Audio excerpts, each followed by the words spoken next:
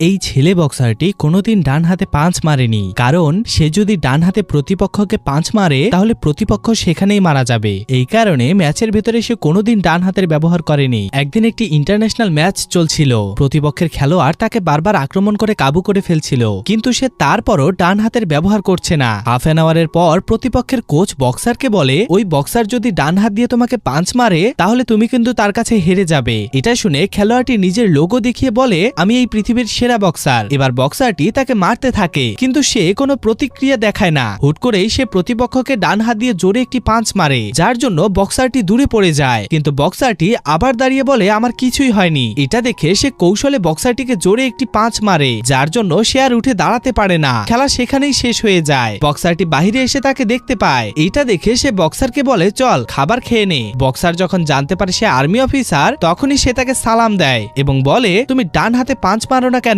প্রতি উত্তরে সে একটু মুচকে হাসি দেয়। তখনই তার মায়ের ফোন আসে। মা তাকে বলে, বাবা, আমার দোকানে কিছু ডাকাত আক্রমণ করেছে। এটা শুনে সে দৌড়াতে শুরু করে। সে দেখতে পায় ডাকাতগুলো তার মাকে আঘাত করছে। এবার সে বুঝে যায় তার ডান হাত ব্যবহার করতেই হবে। সে ডান হাত দিয়ে একে একে সব ডাকাতগুলোকে পাঁচ মারে, যার জন্য ডাকাতগুলো ছিটকে পড়ে যায়। সে একে একে সবাইকে মেরে তার মায়ের কাছে যায়।